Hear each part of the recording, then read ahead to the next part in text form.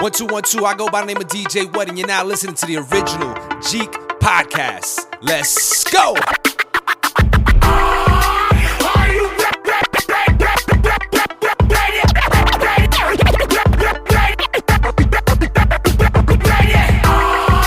Ready to make an entrance, so backward cut.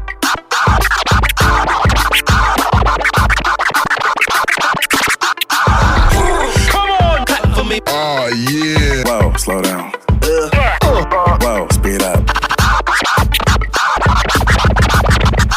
Fresh. Yeah, making me itch.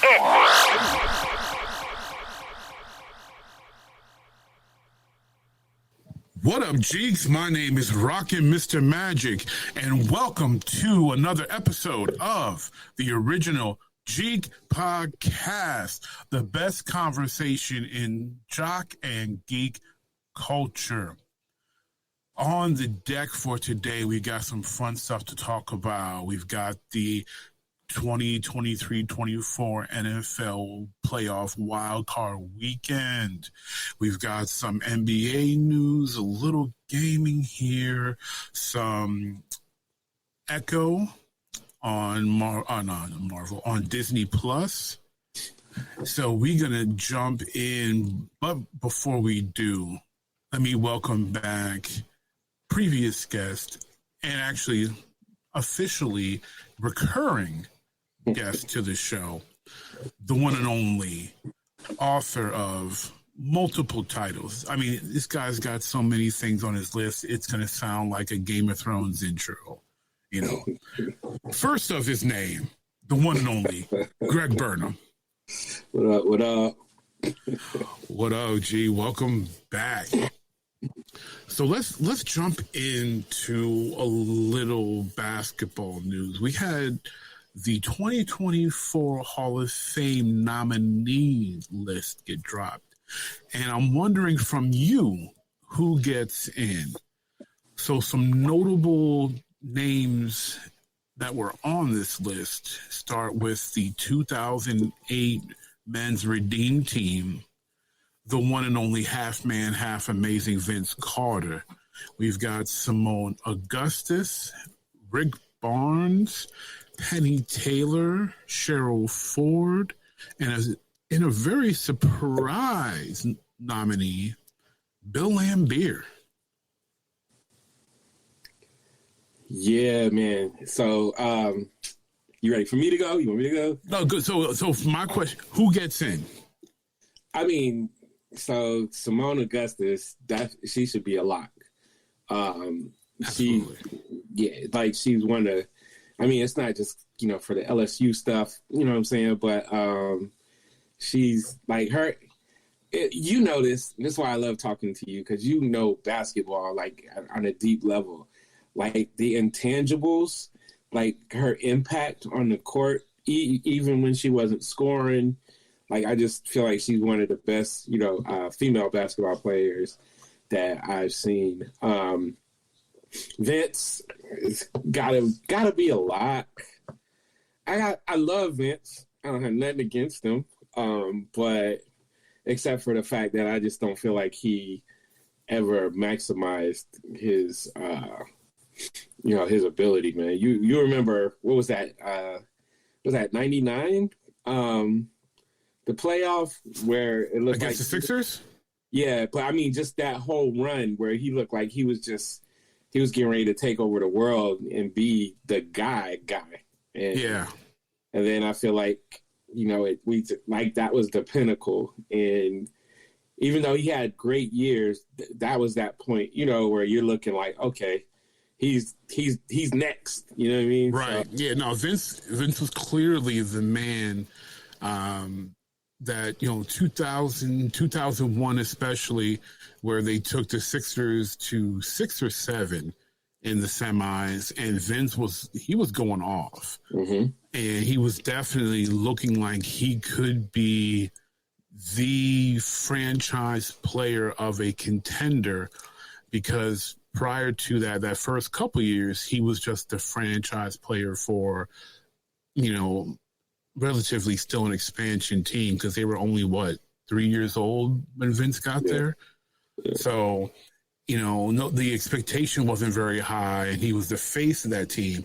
But when they started making the playoffs, and he really started acting like he was that dude, his jump shot was starting to really fall and be a threat and not just go into the hole. Right. Defensively, he was stepping up. Yeah. He was hitting those threes. We really saw he was becoming a deep threat at that point, too. So, like, he was really developing into a guy who was taking that next step of stardom into. He was teetering on that superstar, all-star range, and I really thought he was going to eclipse that hump, but it could just be kind of plateaued from there. Yeah. And like you said, he really never reached the potential that we thought he should have.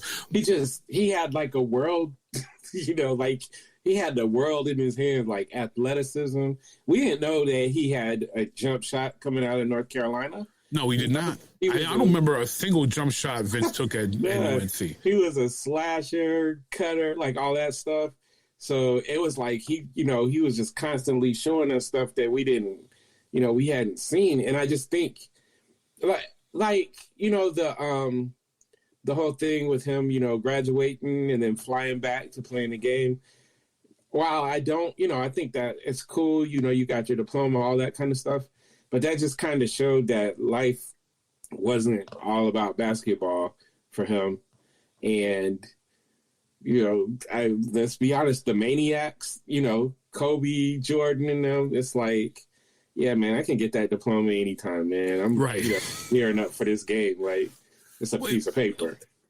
I'm going to defend Vince a little bit here because I think he had a Hall of Fame career, but not a Hall of Fame NBA career. Because people tend, and when people, most of these casuals, when they talk about the Hall of Fame, they're only thinking the NBA when you and I know the Hall of Fame is the in total encapsulation of your basketball career. Yep. So, college, international play, etc. So I think he should be in the Hall of Fame, but obviously not solely on his NBA career. Vince, I feel, is a little unfairly criticized because even though we wanted to see him play like the Maniacs, especially with the physical gifts he had, he could have eclipsed a Mike or Kobe if he had their mentality, just athletically what he had. But it was a bit unfair, and not just him, but him, Stackhouse, all these cats that were incessantly labeled the next Jordan, continually labeled next Jordan, baby Jordan, and it almost became a hindrance to this guys because now they feel like I've got to separate myself from Mike as much as possible because I want to be seen as my own man, as my own player. And I do think that had a negative impact on Vince's ascension or the ceiling he could potentially get to because of that constant next Jordan heir apparent label. I mean, they were calling him Air Canada, like taking Mike's nickname and putting, Canada on it. Like that's a little unfair to Vince. Yeah, they like the nickname for the stadium they played in. Yeah. And like they were, and I get it. I definitely get it. I still love him, and I think like when you stack him up against people that are already in, he fits well.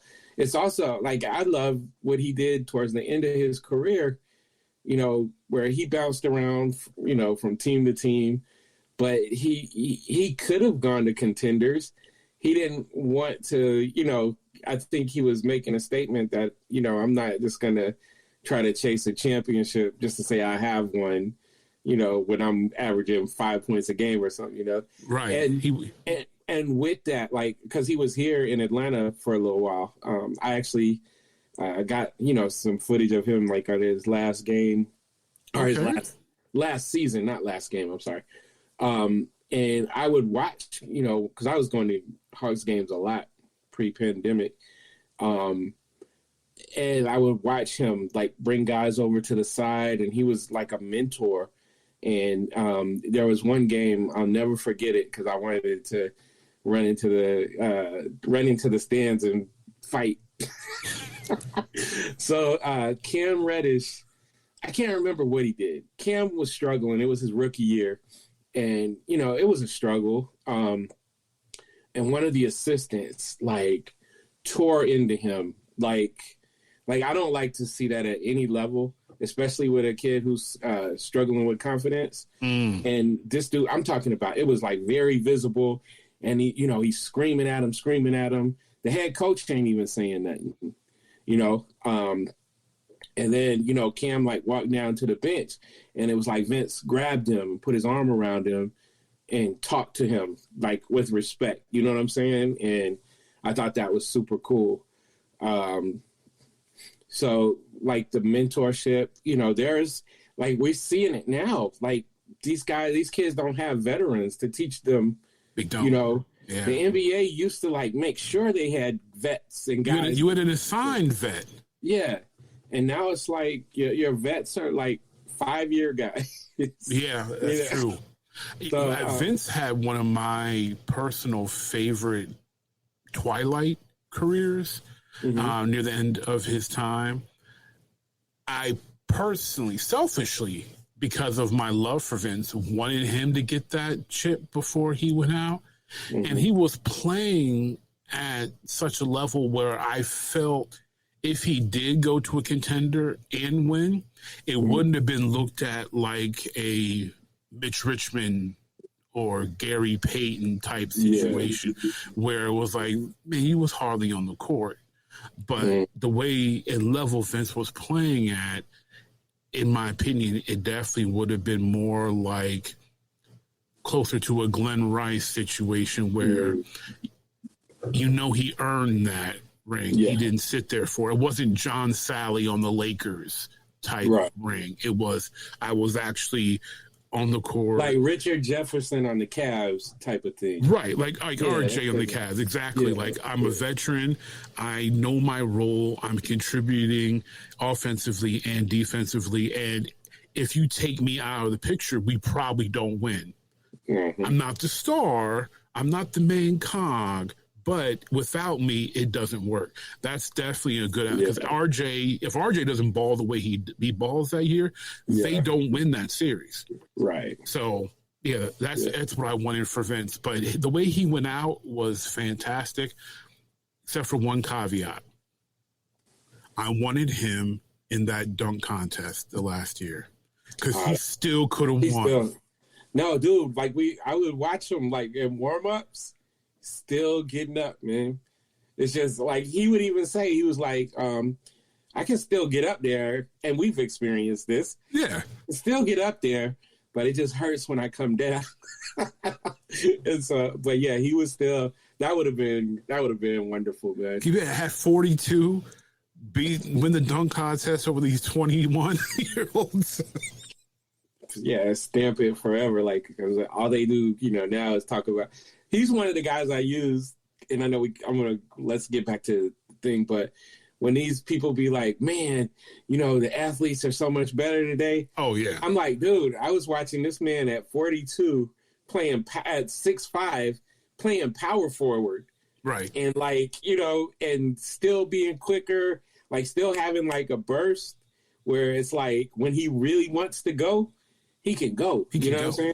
Oh, there was one game where he took over down the stretch of, I can't even remember who they were playing. He took over down the stretch, at the end of the game. And it was like, just to remind y'all, I can still do this. He can still do this, right. Yeah. Exactly. So Vince, I think Vince is a lock for us. Yeah. How do you feel about Rick Barnes, Coach Barnes? I liked him. Well, I think he was at Texas, right? Mm-hmm. Yeah. I liked him when he was at Texas.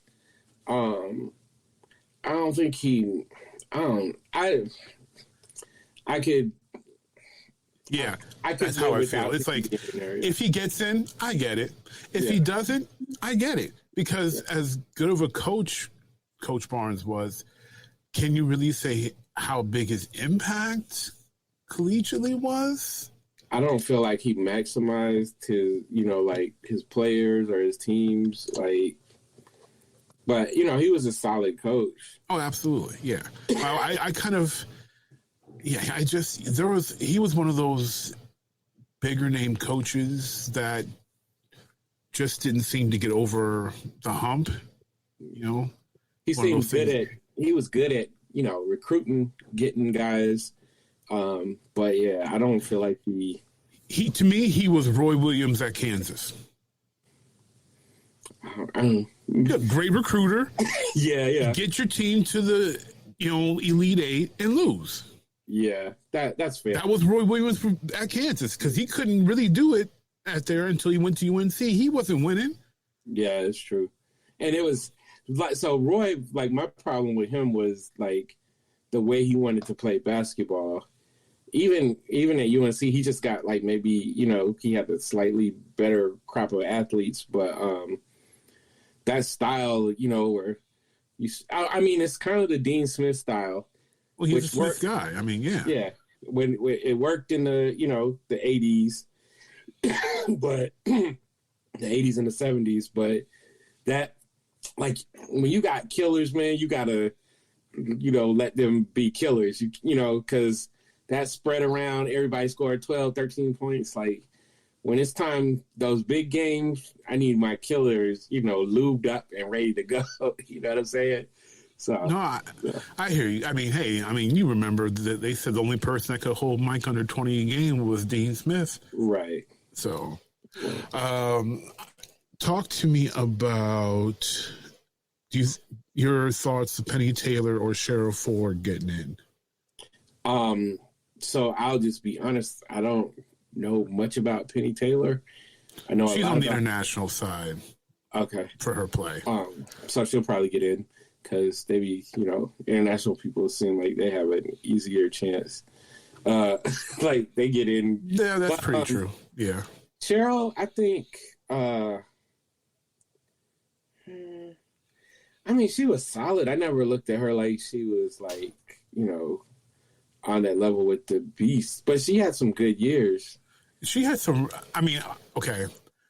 I will preface being that I'm a little biased towards Cheryl Ford because of her success with the Detroit Shock and winning, multiple titles. There were multiple. How many was it? 3? I think she won 2 of the 3 with the Shock. Okay. I know it was at least 2. I don't remember if she was there for all 3, but I know at least 2 of them she was there. She had a fantastic career in college. Mm-hmm. And she had a very solid WNBA career. It's just she wasn't a big star. She wasn't one of the names that was constantly being talked about. She wasn't Lisa Leslie, Candace Parker, Tarazi. She wasn't being talked about on that level. So, and unfortunately, the thing she's most famous for is being, Malone's daughter. Daughter of a piece of crap. Right. Yeah. Which I think in some ways that might have hurt her because it's if you're, people automatically oh, this is such and such daughter. They expect her to put up these insane numbers. She was a very solid player. I'm looking here. So it looks like she played 7 seasons in the W. So, but she did have a good college career. Yes. I would be okay with her being in. I don't think she, and it's not just statistically, but just she was a solid player. I'm trying to think of a male player to equivalent. Yeah. Well, actually, you know what? I think a good equivalent to her. She 3 times, so she was there for all 3 with the Pistons, with the Detroit Shock. She was All-American in high school. She was WAC Player of the Year, 0203 at Louisiana Tech. Mm-hmm.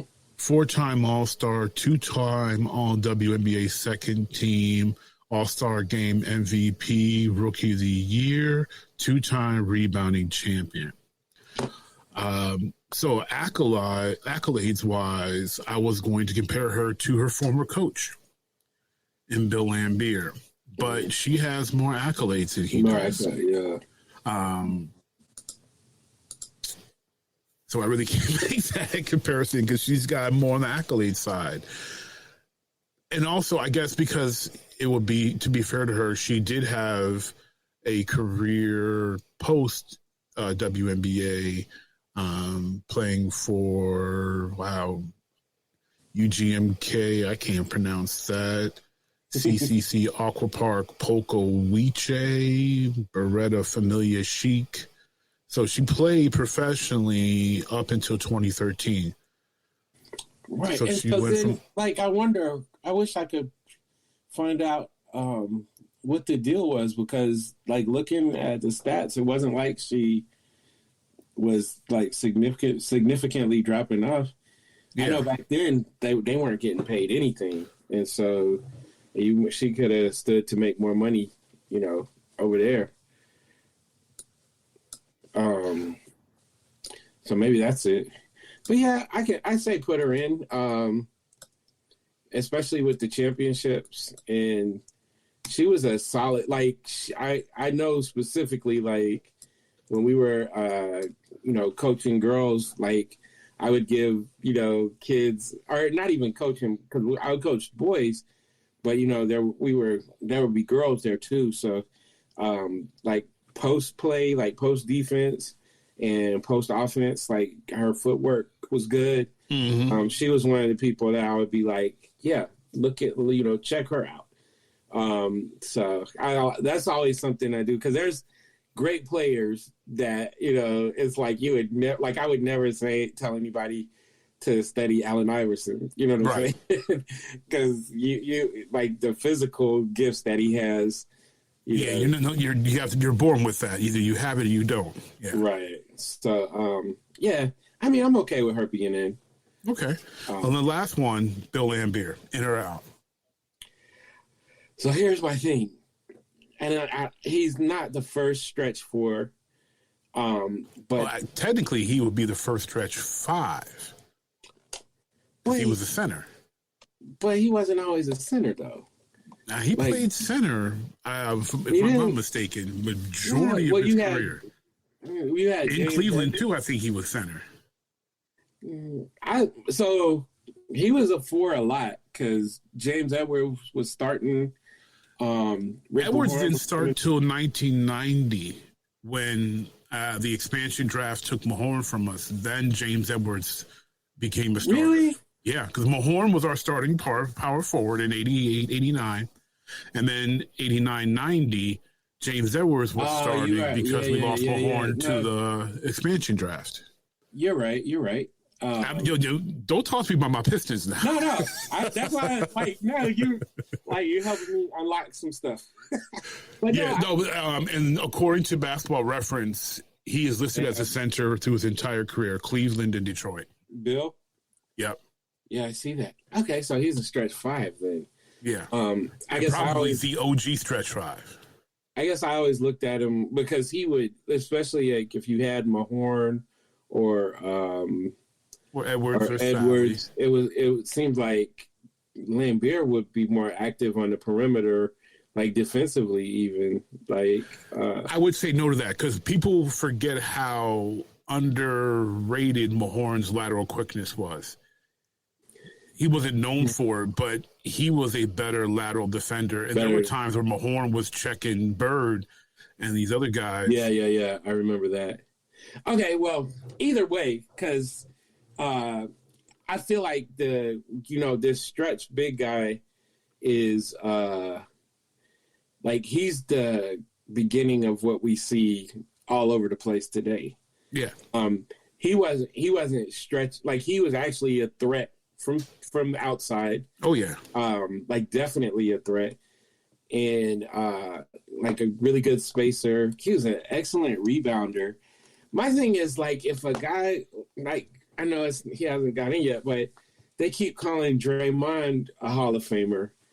And when they do that, I'm like, are y'all, like, Ben Wallace got in the Hall of Fame. So I'm like, okay, well, Laimbeer was a two-way player. Yes, he wasn't out there just playing linebacker. You know what I'm saying? He played running back and linebacker. Yeah. You know what I'm saying? Like, so he was a two-way player. I don't feel like, y'all got them 2 rings without him. Absolutely not. Yeah, like while I think Joe Dumars was probably the second best player on the team, I feel like he was, like, Laimbeer was the second most important player on that team. Absolutely. And they was anyone who watched the Bad Boys 30 for 30 would get that from the team. Because Isaiah is 1, and right below him, as far as team hierarchy, is Laimbeer. Yeah. I mean, they took their cues from Zeke and Bill. Like that's you. When I remember when McGuire got traded for Dantley, and the Pistons took McGuire out and they talked about this in Cameron South's book, The Franchise. They took him out to dinner, and Zeke and Laimbeer said, "Look, you're on our squad now. We heard about you in Dallas. We don't care. This is how we do business. This is how we conduct ourselves. Either you win it and you come in with us and win, or you're not." And those are the 2 that everybody went to. That was the hierarchy. Yeah. So, and again, like, so in the overall scheme of things, I look at stuff. Another thing that I look at is that if he would have got the playing time that he got in Detroit, like on any other team, he would have contributed the same way, right?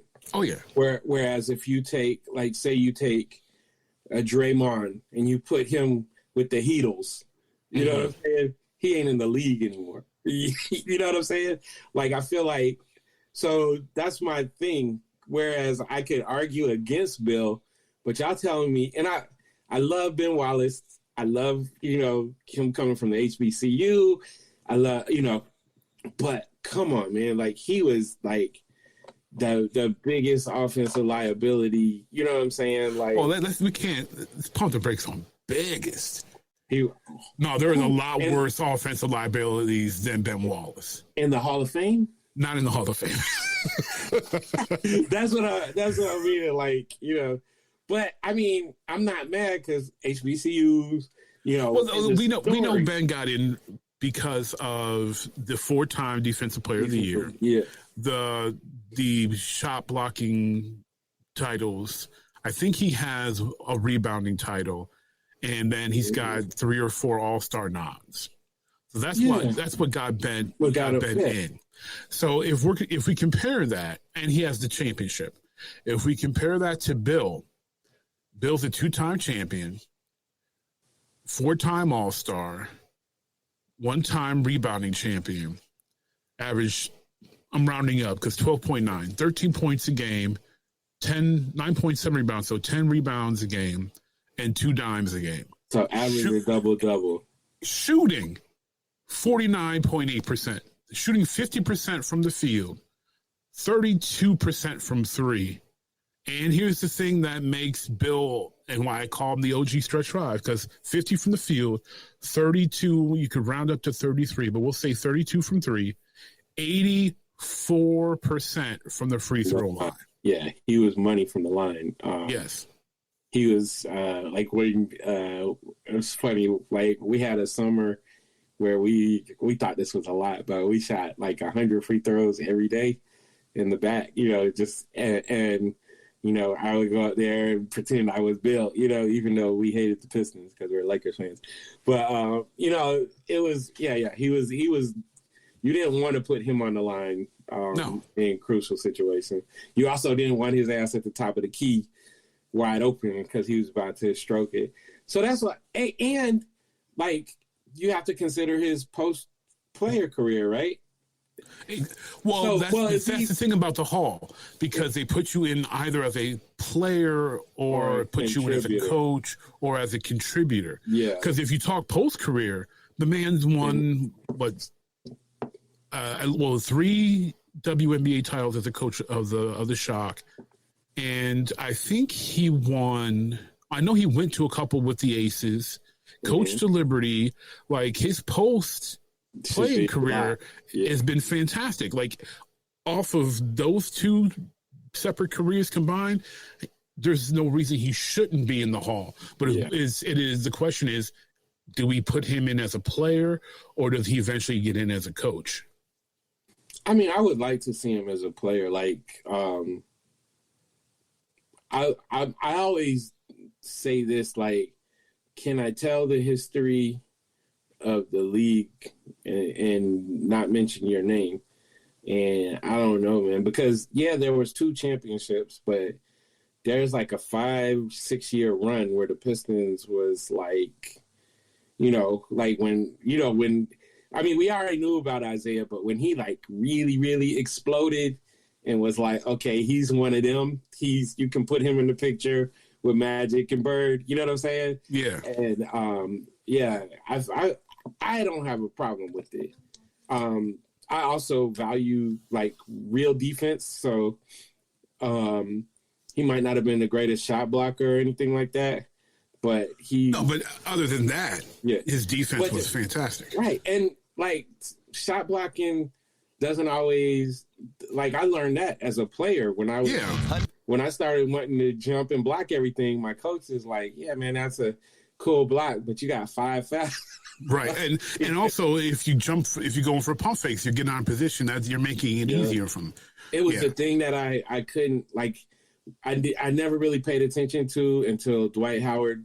I mean, I knew about it, but I'm saying with Dwight Howard when he came to the Lakers, and I used to see Kobe like cussing him out in his head. It was like every time somebody gets in the lane, he could be covered up, he could be guarded, but here come Dwight from the other side trying to block, and then he makes somebody open, and then his man gets the offensive rebound, puts it right back in. Like, so that's like basic stuff. So I really value like fundamental being in the right place kind of defense, No, absolutely. Me too. That's what makes team defense great. So. Absolutely. So let's transition here. That was supposed to be a quick hit, but one more thing. Redeem team. Yes. If you're talking, because I don't think we mentioned the redeem team. Well, but yes, redeem team, absolutely yes. That shouldn't even have been a question. Redeem team definitely gets in. Okay, next one. Shaq says SGA is better than Luka Doncic. Inbounds or out of bounds? I love Shaq. I don't agree with a lot of his takes. I kind of agree with this one. From the standpoint of, if you watch how they both play, they're both stat monsters. And I mean, to be fair, Luka is being a little bit more sharing. But overall, like, Luka plays that system, that LeBron system, that James Harden system, where I have the ball, I make all the decisions.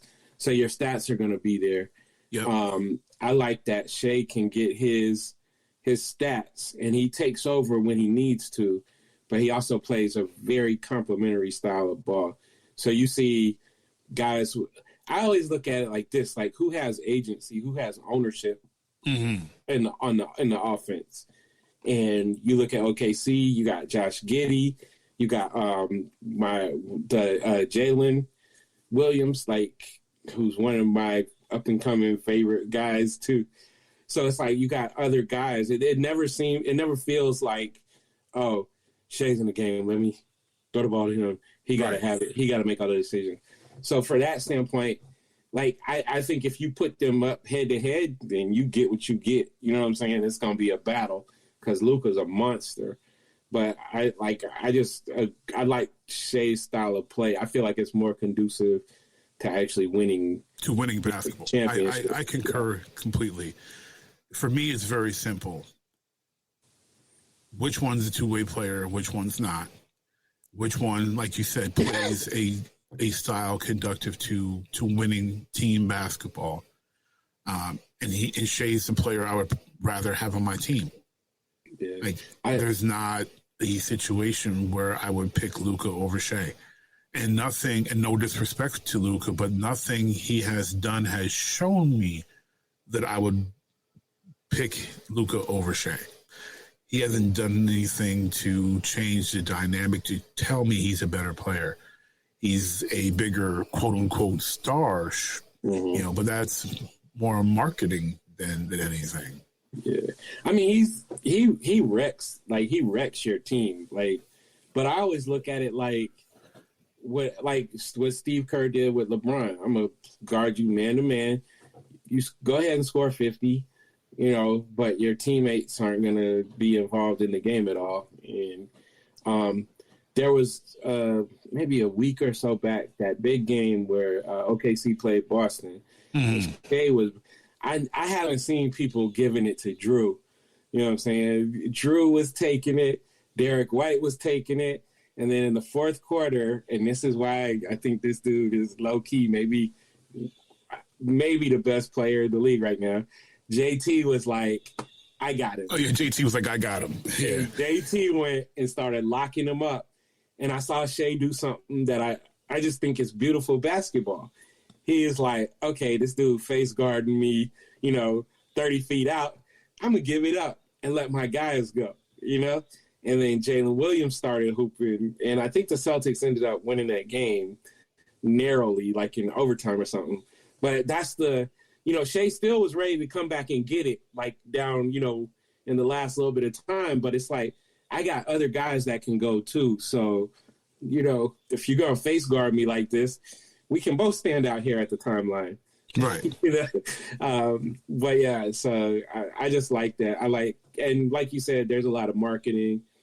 And I mean, it's not taking anything away from Luka. No, not taking anything from him at all. I just haven't seen him in a position where he had to be complimentary in any way. Everything is funneled through him. Yeah, everything.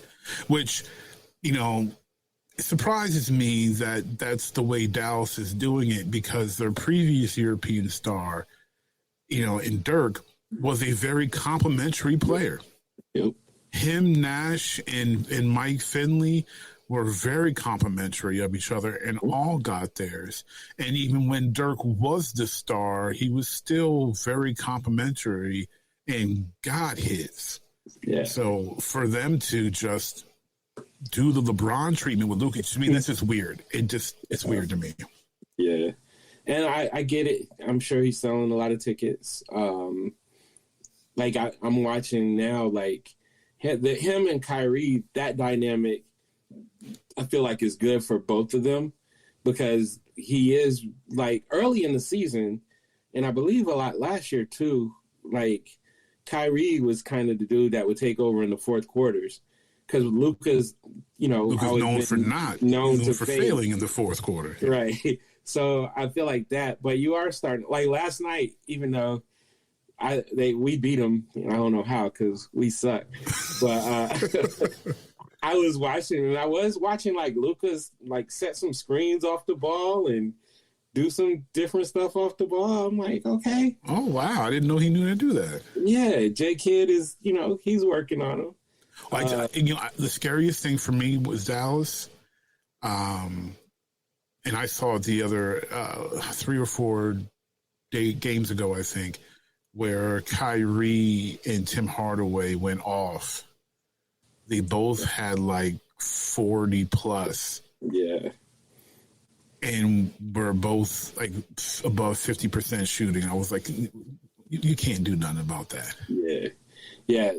I just little Timmy. I call him Lil, even though he's bigger than his he's 5 inches taller than that. But he's I always say he's like a ticking time bomb, man. Once he locks in. Oh, when Timmy's hot, he's hot.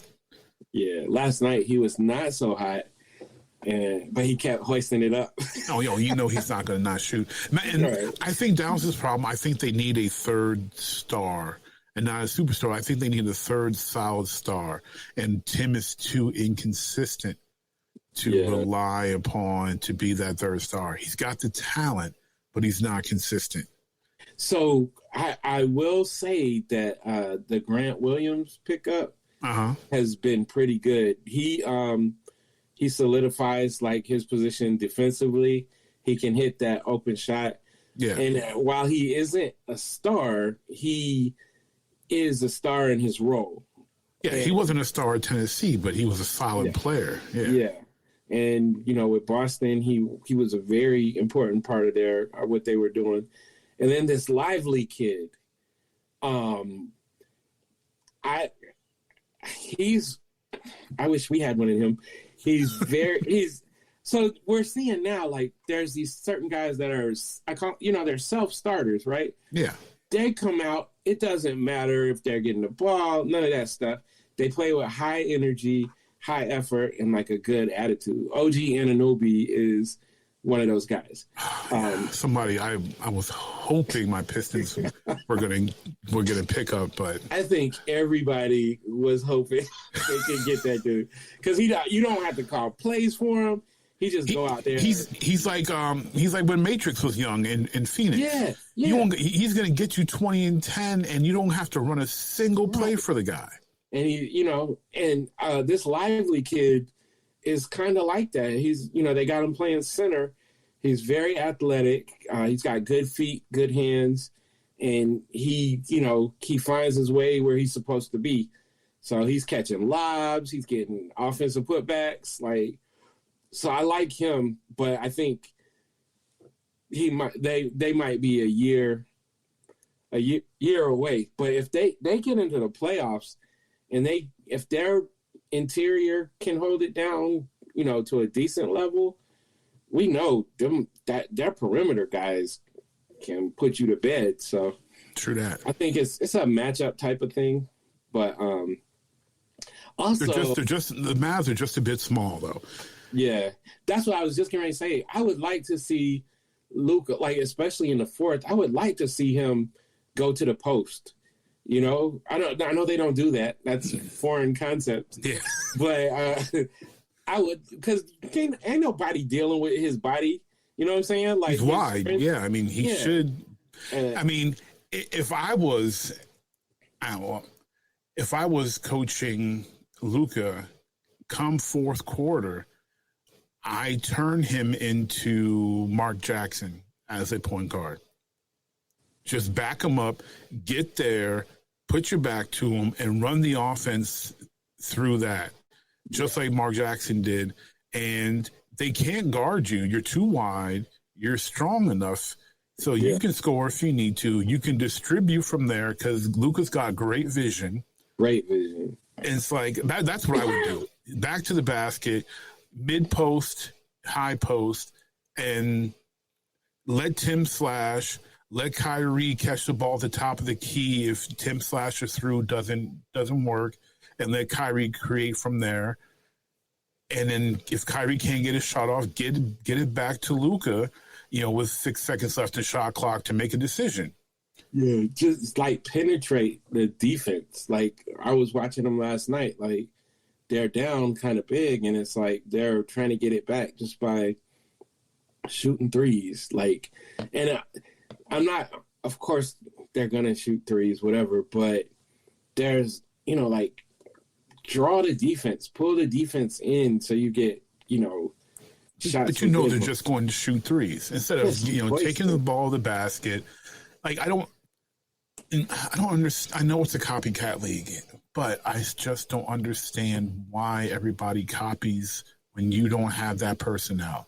Right.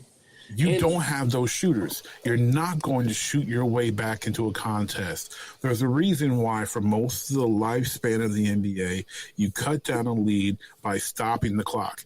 Best way to stop the clock is get to the bucket, draw the foul, and hope for the and one and make your free throw.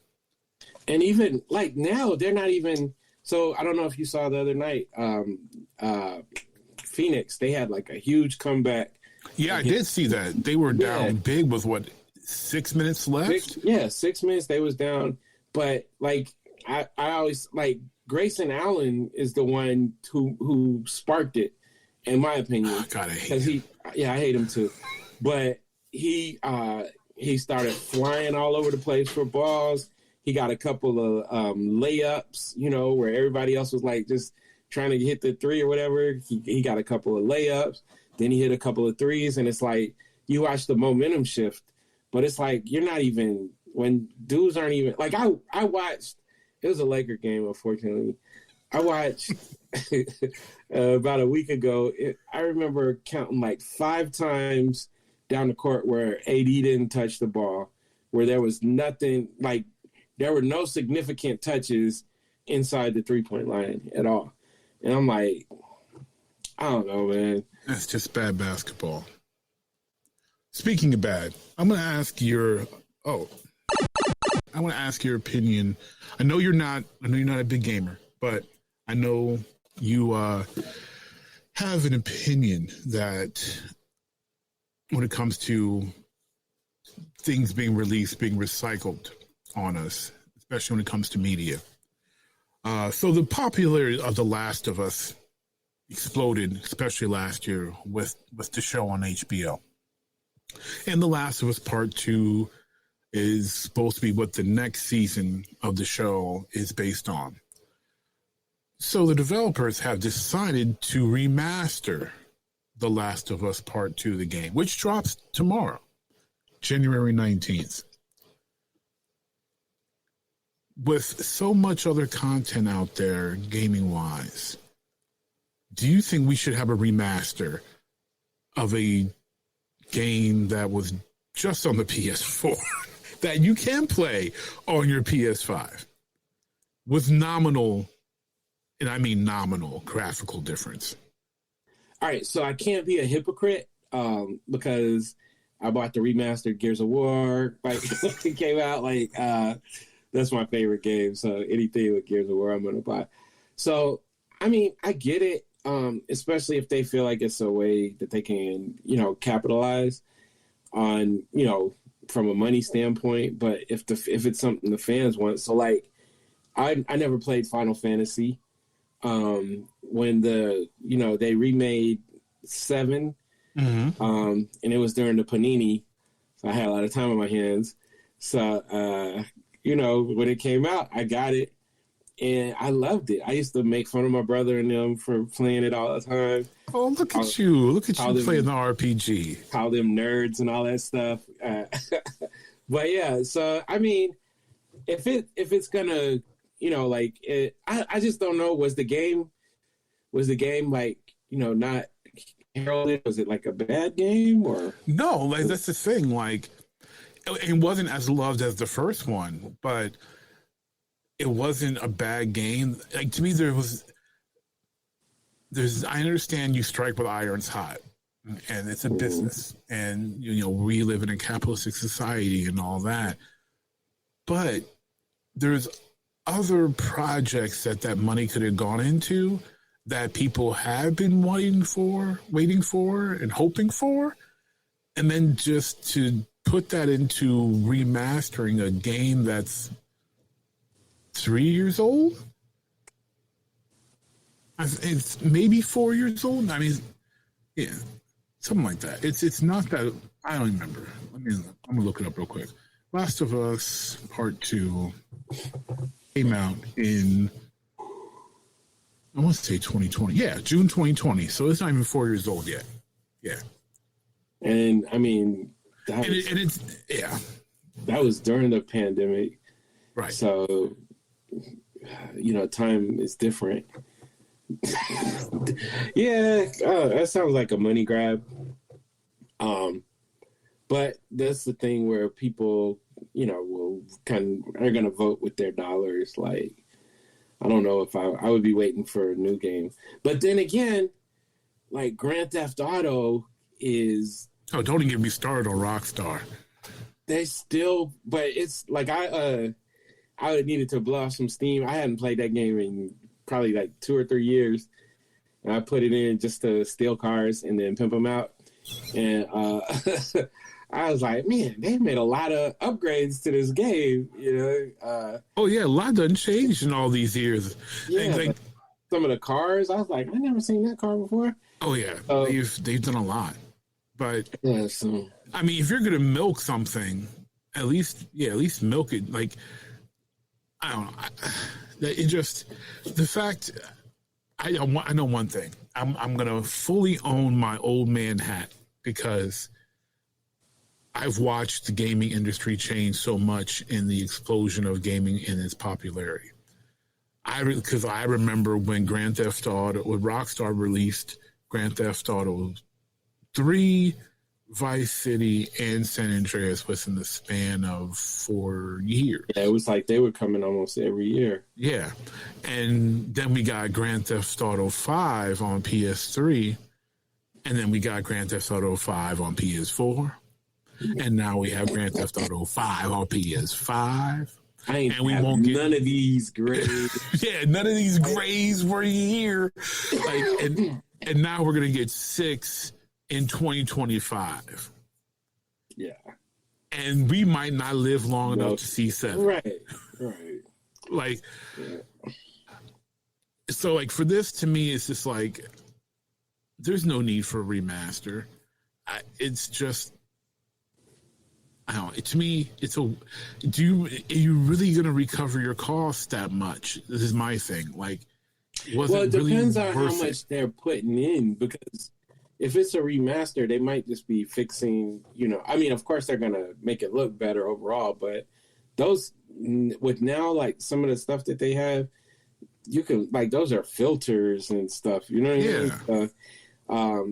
I don't know, but I guess if it was solely a money grab, they would have released it like right after the show, instead of giving the show, because, the show's not, it's not, being talked about like it was, True. But the time is still, I don't know. But it's, again, I guess, because gaming is weird because, and like you mentioned, Gears of War, that's your favorite game. If it's Gears of War related, you're buying it. And I give everybody that caveat because if it's a Final Fantasy thing, I'm probably buying it. Mm-hmm. So I'm going to admit a little bit of hypocrisy here. I bought Final Fantasy 7 Crisis Core. It was on sale, but I bought it. I do have the original for the PSP, but I can't exactly pull out my PSP and play it because my battery is like God knows how old, and the thing don't take a charge. And I'm not going to Amazon and buying some cheap third-party thing either. So I bought Crisis Core Remastered. Okay. That has been it's been over a decade. So, okay. To me, that, maybe not. Yeah, it's 2023. It's been over a decade. So, to me, that makes sense. It hasn't been 4 years. Yeah. Now, some people have bought Resident Evil 4 like 5 times because it was on one system, and then they made the GameCube version, and then they made this remaster, and then we have another remaster. I love Resident Evil. I'm not buying the game 4 times for different systems. I'm not doing that. But at least there was some gap in between. It's not like, hey, Resident Evil 4 PS4 version, and then a year later, oh wait, remaster for PS5. Oh man, come on. Yeah, that's fair. I guess we'll see. Are the fans checking for it when it drops? I just don't hear the fans clamoring for it, but also that's my thing. Yeah, one of my best friends, she loves The Last of Us. She hasn't said anything about it. My brother hasn't said anything about it. My son, the nerds, they're not saying anything. So I don't know. Yeah, so if the fans aren't asking for it, why? Wild Card Weekend. It was wild. So we're going to talk about the good, the bad, and the beautiful. Starting with the good, we're going to talk about Houston and CJ Stroud. God. Did you foresee Houston looking this good? Man, no. Anybody that says so, I'm a fan of DeMeco Ryans as a waning 49er fan. I watched what he did with the defense, and I liked him as a player. Yeah. So I'm a fan. I'm also a fan of black coaches in general. So I was hoping. I thought the defense would be tough. I watched CJ enough in college, but it's just that thing, man. If you're an Ohio State quarterback, I just don't trust you. Right. So I seen him like popping off the screen. Well, God, who was it?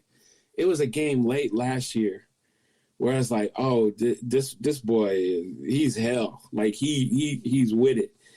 And I think it was even a losing, like they lost the game, but I was like, nope, he's for real. But I didn't see it happening this quick. One of the things I was telling my homeboy is what I love. Like we see so many times these coaches, they put these harnesses on these quarterbacks, especially like young black quarterbacks. We were talking about Lamar Jackson and how he ran a more complex offense in college than he did in the NFL. Mm-hmm. So the fact that they're letting him sling it, like they're encouraging him, to get the ball down the field. I think that just caught Cleveland like totally off guard because it's like Cleveland that's what all that Cleveland has is a defense. Right. So they're like, we about to heat this boy up. It's going to get ugly. They're like, nope, you got weapons. Throw it over the top. His arm, I felt like I was watching Dan Marino play on rookie level. Man. Like he was just, it was like they had people, it was beautiful, man. But no, I can't say I expected that. I thought they had a chance to win. I didn't think they were going to trash Cleveland. Especially when you had Flacco end the season playing very well. He's been there. He's won Super Bowl. He knows what it takes to get it done in the playoffs. So the edge, in my opinion, was more towards Cleveland. But and like Stroud is doing, and I hate to praise Ohio State people. Like it grates me to no end. But Stroud is doing this without. He doesn't have a 1,000-yard rusher. Nico Collins, Michigan man, is his best receiver, and let's not act like Nico Collins is some top flight receiver. Man, he might be on his way. He might be on his way, but at this moment, Nico ain't that dude. Yeah. But man, I've been watching. Even not watching every game, that would be a lie, but.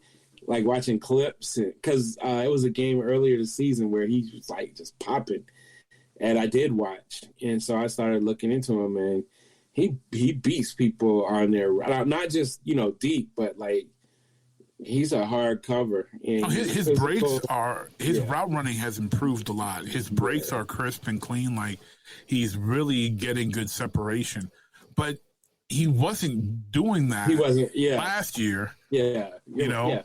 So something has changed. The dynamic has changed, and the only constant really is change. Big change of coach, but also the QB. That makes a big difference. But Stroud does not have the weapons around him that a lot of these other guys do, and that's impressive. And that's always been like what great quarterbacks do. Like just the fact that he can. Like, if you're on the field somewhere, he can probably get the ball to you. That's important, because his arm is impressive. And, like, his touch, it's not just, because lots of people can throw the ball far, but, like, putting it in the right spots, I was impressed. I was happy. Well, speaking of arms, your boy, Patty, my homeboy, and KC got a win in the cold. Yeah. A little bit of cracked helmet mixed in. It was brick. That wasn't cold. That was brick. Facts. It was brig out. It was brig out there, and that win ain't no joke. No. KC's good. They're the defending champions. And did anybody really think Miami was going to go into that cold and win? So here's my thing, and I had to tell the tale because it happened 2 times where the 49ers had to go to Green Bay, and this is with Kaepernick and one time with Cap, and the 49ers came out. I don't know if you remember, they didn't have sleeves. They had their short sleeves. No sleeves. They was dressed like it was a regular game. 70. And they came in with that hard head mentality, and they beat the brakes off of Green Bay. So I felt like there is a chance, even though I know Miami's not that physical style team, but they do run the ball really well. I feel like they should have kept trying to do that. But of course, it's that thing when you got these genius, offensive, head coaches and stuff. It's like they gotta show their genius too. So I was like, because I want the Chiefs to win, but I'm like, if they run the ball, this could be a long day. Yeah. And it's like, and if you're not used to, playing that, and Tua may not be able to throw that well in the cold. You run the ball. You do the simple aspects. You run the football. And also you run the ball against the Chiefs because you're trying to keep the ball out of Pat's hands. Yeah. But yeah, once because I was like, when they hit Tyreek with that deep one, I was like, yeah, we're about to smash them because they're about to start throwing the ball. Like they should have been just trying to run. It's so cold, man.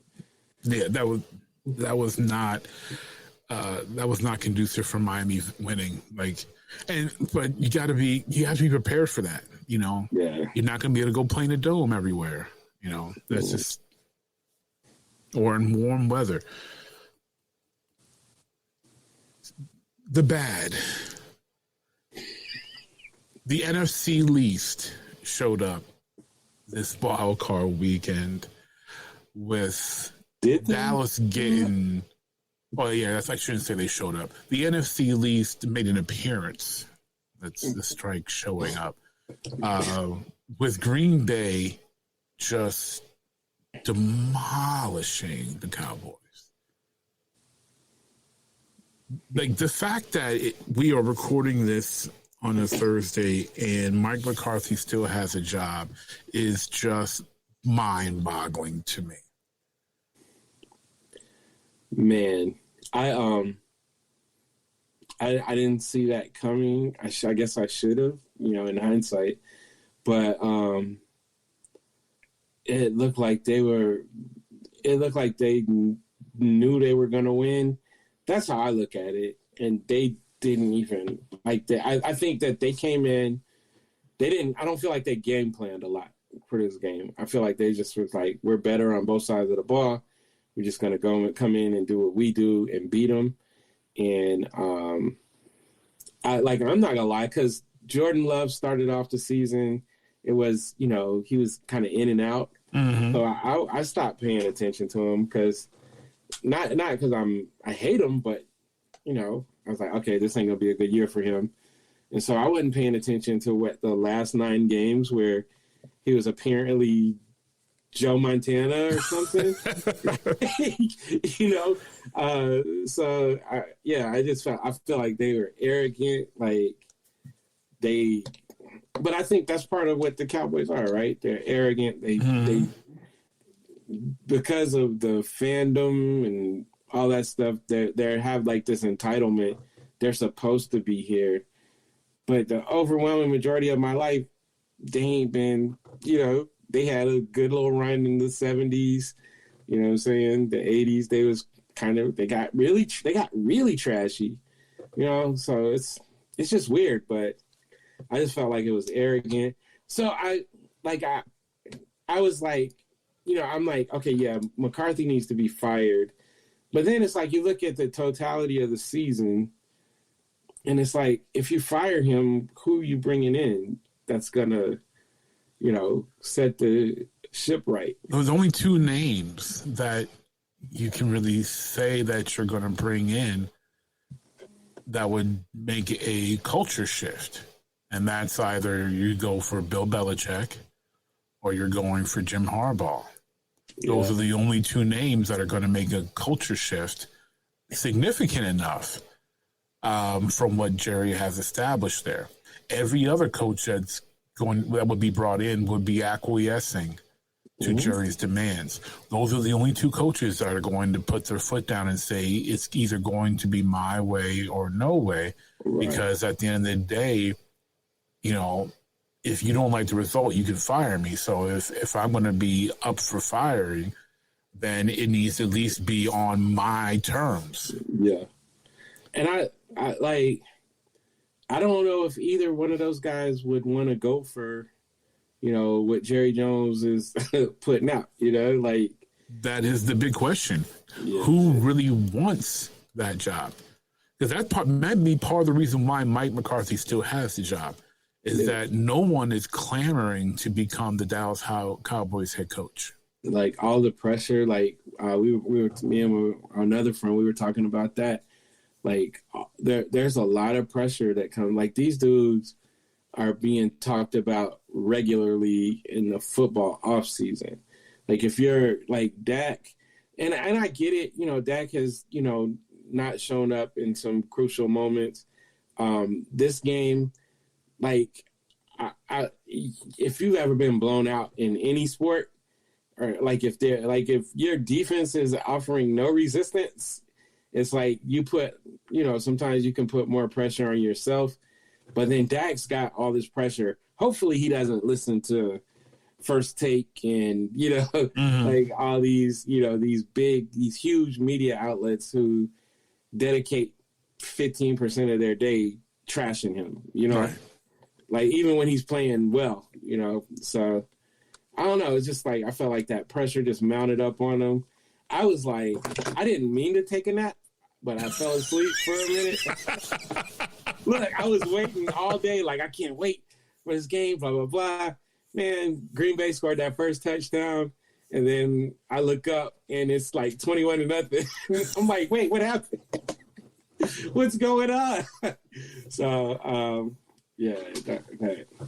I mean, it's fun because Cowboys fans are pretty annoying. So it's fun to joke about and everything, but sheesh, man, like. Well, I'll say this. Even though they got destroyed, Green Bay had been playing well leading into the playoffs. What to me was more embarrassing was Philly just getting dominated by a clearly lesser team. Like, Tampa Bay is not. I mean, they were 9-8 this year. Barely. I mean, most of the year they were under 500 until like near the end. Like, if their division wasn't so sorry, they probably would have been under 500 like they were last year and making the playoffs. Like, yeah, the division was atrocious, and I'm stuck down here, so that's right. Mandatory watching at least two of them play every week, like horrible. So my thing with Philly is, like, so the rumor that Jalen Hurts has been hurt, but I feel like whatever, like, people figured them out, and like the adjustments never got made. I don't know, like that defense was crazy early on, and it's like I think everything just got figured out. What they were like 10-1. They were 11-1. 11-1, and then they just started getting smacked.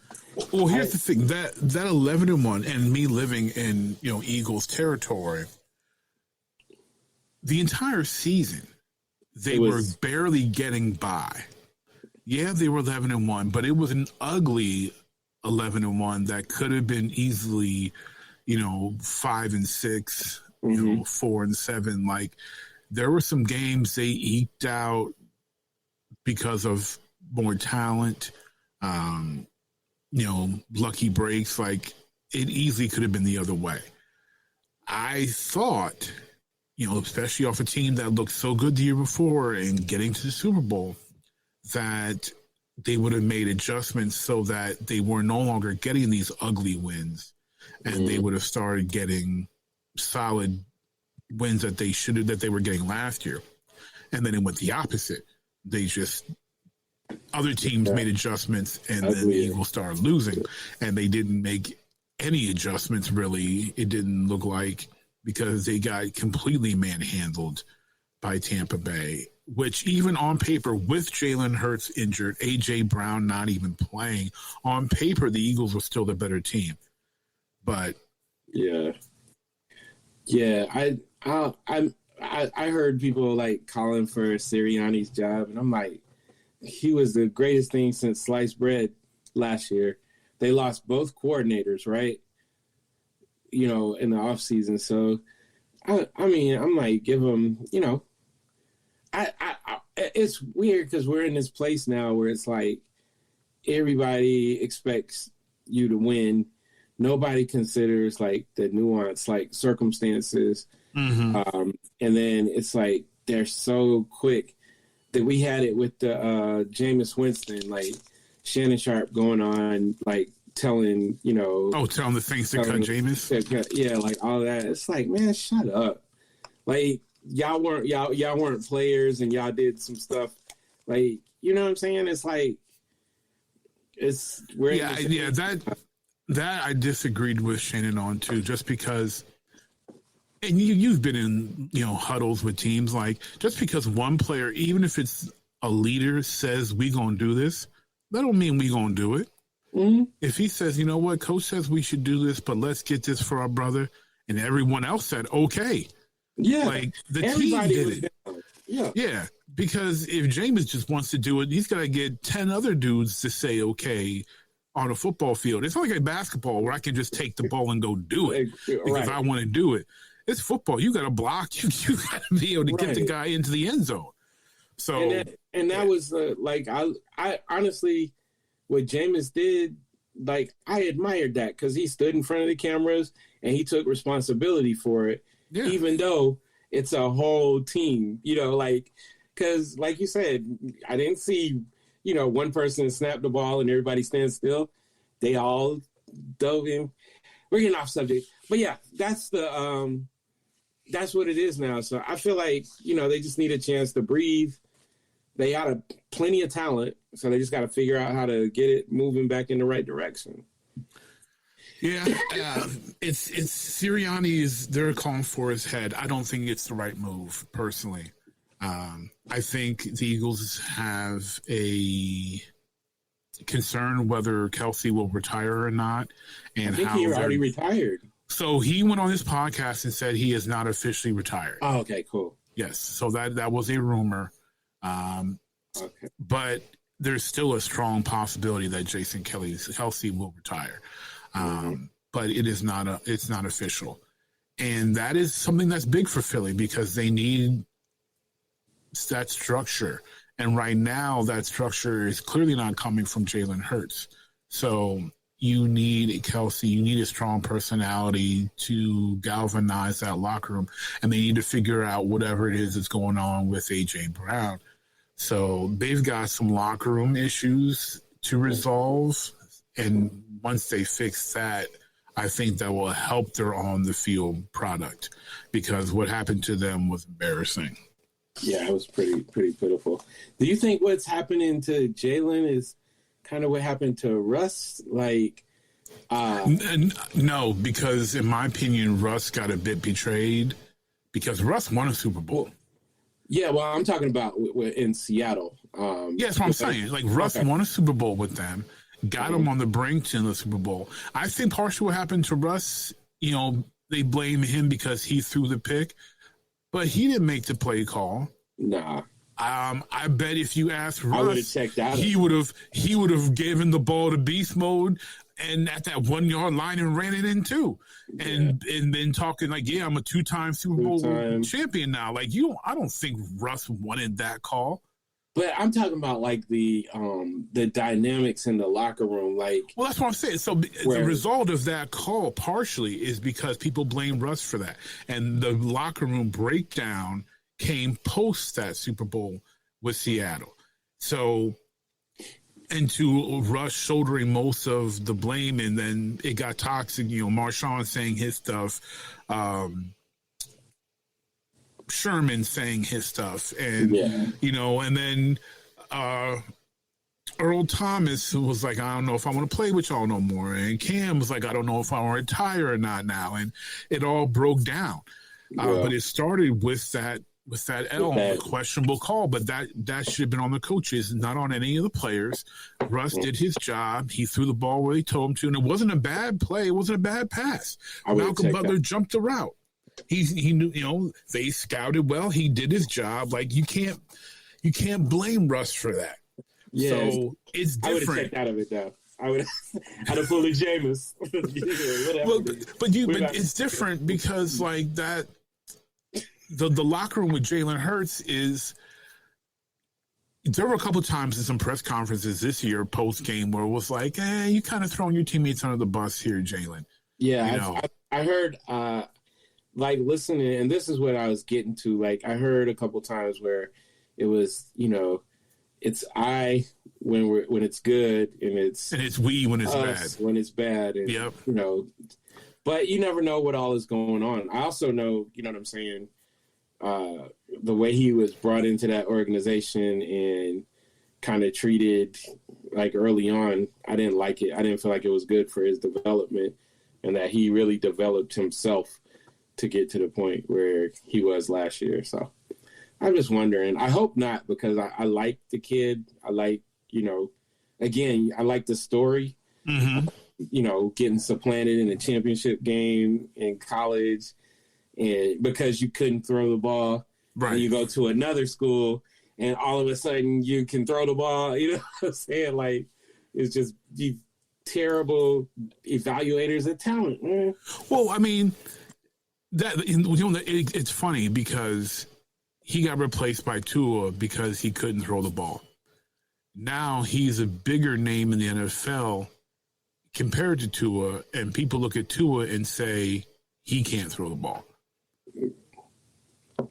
Yeah, you know, so like, it's about how you utilize that talent, right? What were you asking him to do at Alabama? You know what I'm saying? But I feel like I like his story, and I think Philly got lucky, honestly, with Jalen, because they weren't expecting him to ascend the way he did. They got fortunate, and I don't know. You know, I used to have a friend who worked for the Eagles, so I would get like, you know, rumblings here and there, but I don't know how well he has a relationship with the coaching staff. How much do they really trust him? There's a lot of question marks in that locker room that we thought was a lot more solidified than apparently what it really is. You know, the last part of this wild card weekend, that part that makes me smile the most is the end of a drought. The end of 32 years without a playoff win. The Detroit Lions defeat Matt Stafford in his return to Detroit with the LA Rams 24-23 in Detroit. Everybody laughed at Dan Campbell for biting kneecaps and his overly aggressive, in some people's estimation, first press conference as head coach of the Detroit Lions. And lo and behold, he did what none of these other people could do.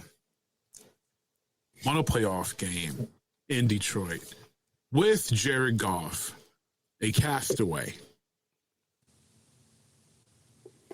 I loved it. I love that story. You know, you got the quarterbacks battling. I don't know if it's true, but I heard they were telling people nobody could wear Stafford jerseys in the stadium. So I thought it was cool. Of course, if you ask, I'm pretty sure the Rams feel like they won that trade since they got a Super Bowl. The Rams won the trade, absolutely. But they won a Super Bowl. Where we stand, yeah. But where we stand right now, like that's got to feel good, man. Like to be like Jared Goff, and I thought he got a lot of blame for things that weren't, like he was a kid. You know what I'm saying? Yeah. So, and McVay himself admitted that they didn't do Jared Goff right. Mm-hmm. Everyone blamed Goff for that Super Bowl loss to New England. That wasn't Goff's fault that they lost that Super Bowl. Yeah. That defense couldn't keep the Patriots off the scoreboard. So I thought it was good. Definitely good, man. I like some of my Lions fan friends were like, just like super happy about it.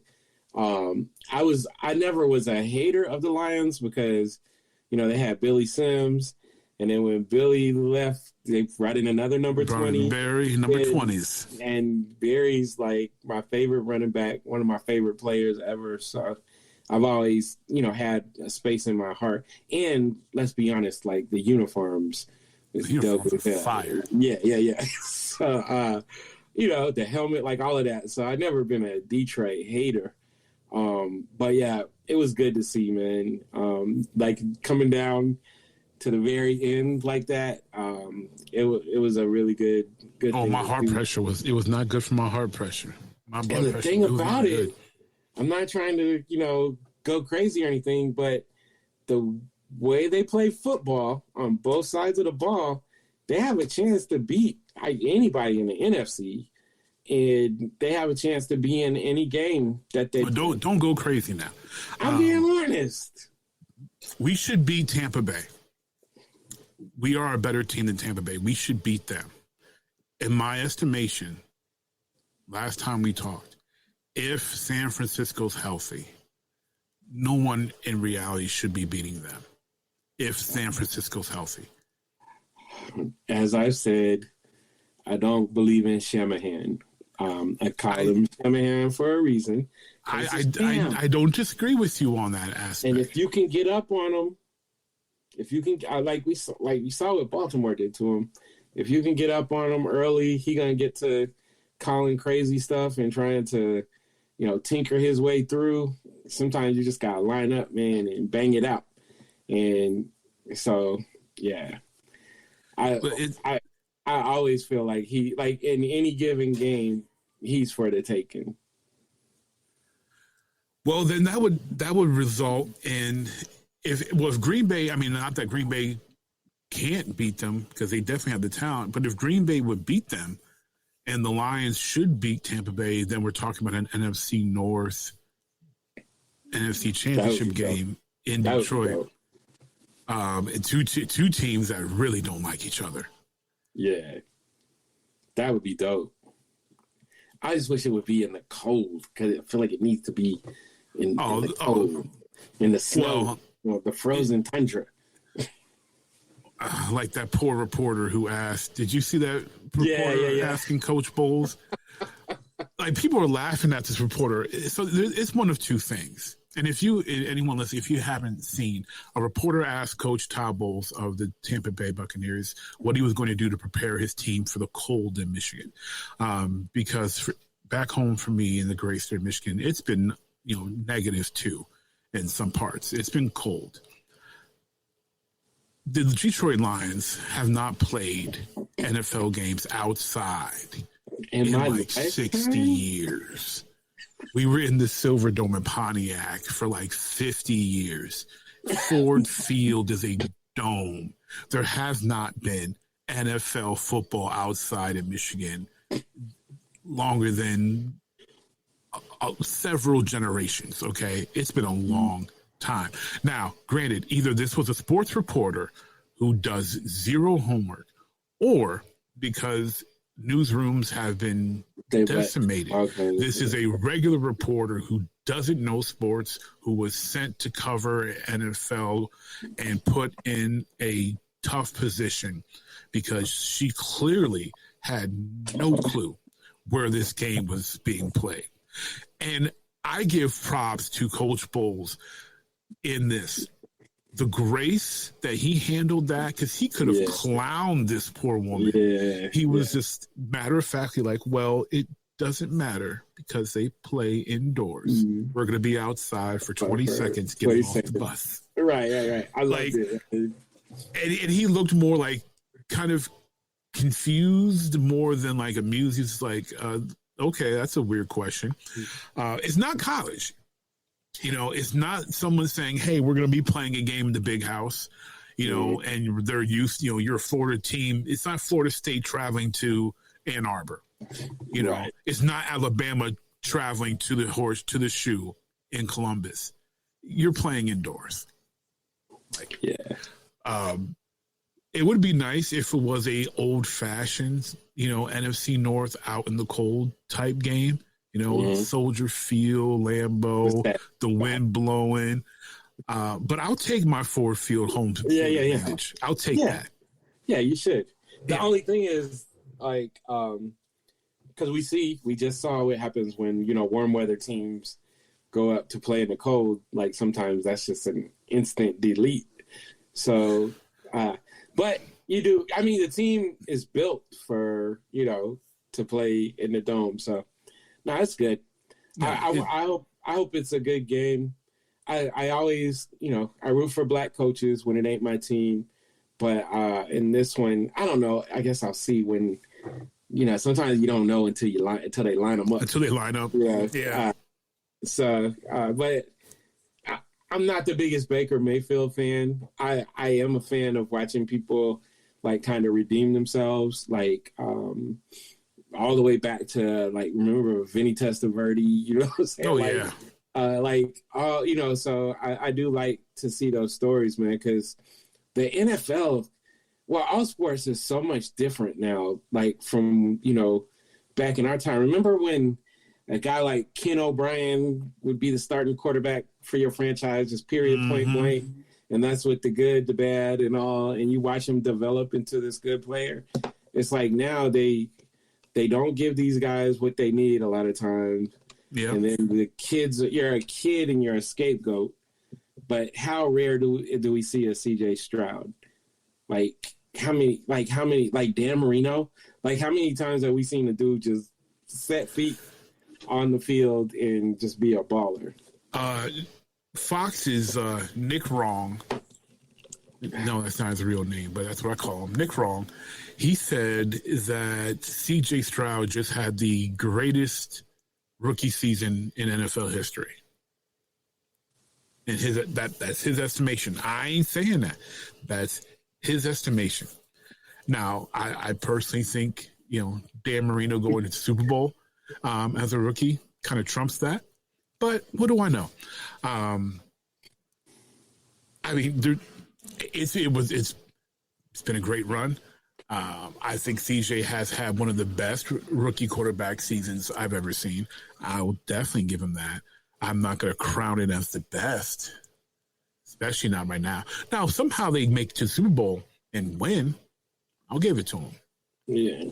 But right now, didn't Roethlisberger go to the AFC Championship game his rookie year? Was that? I feel like they went deep, yeah. Yeah, like there's been some really good rookie years out there for QBs. Yeah. But we're also in that age where whatever I saw last night is the best thing I've ever seen in my life. So right, and what happened 2 days ago was against plumbers and electricians, and, all that nonsense. All I know, and when you're a kid, things are magnified. All I know is that Dan Marino walked on the field and started chunking that thing. and he did that in a run first era. In a run first era where it was harder, like it was hard for receivers to get off the line. Like you were allowed to take quarterbacks' heads off. Like there's so many things, and for what he was doing, it was. I mean, what did we have before him? Dan Fouts was, probably the guy that was airing it out. That was, most known. Airing it out, yeah. Yeah, and go look at them stats. Yeah. Look at Fouts, Elway, Marino. Yeah. So, nah. But, I mean, nothing against CJ. It's a whole different, the climate is different. The game is different. He's doing very well. But, that, and that's the other thing they do is they'll prop him up. They'll say all this stuff. And then if, he has any setbacks, look at Jalen. Last year, Jalen was, oh, my God, he's this, he's that. He was the new hotness. Yeah. Now this year, it's like he didn't do the same. Oh, he's got too many turnovers. It's like, man, it's football. Have y'all ever played a sport? And that's the ones that be killing me, these dudes that have played a sport. And nobody wins every game. Nobody catches every pass. No, Yeah. And it's like now they're just like super critical of everything. Right? Unfortunately, that keeps them getting paid. So yeah. Hey, Jeeks, RockinMrMagic here. Thank you for listening to this episode of the original Jeek Podcast. Unfortunately, due to some technical difficulties that were not able to be resolved until after this episode was recorded, the portion on Echo was not able to be recorded. However, next episode or in the upcoming future episodes, we will be covering Marvel's Echo. Thank you again for listening to this episode, and we appreciate you continuing to download, listen, and share the original Jeek Podcast. So for myself, RockinMrMagic, my co-host, Unique DNA, and our recurring guest, Greg Burnham, thank you for listening to the show. You can listen on Spotify, Apple Podcasts, and other locations online. If you can't find us, please let us know. You can hit us up at geeknation@gmail.com or message us on Facebook or Instagram. And until next time, peace.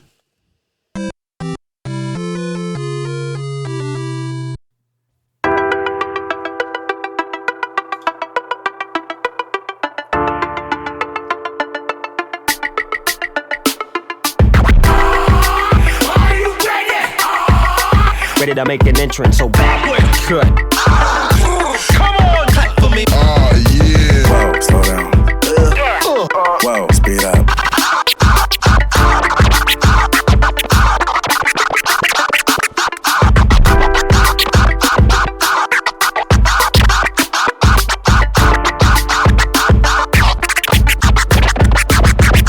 This is DJ What, and you're listening to the original Jeek Podcast.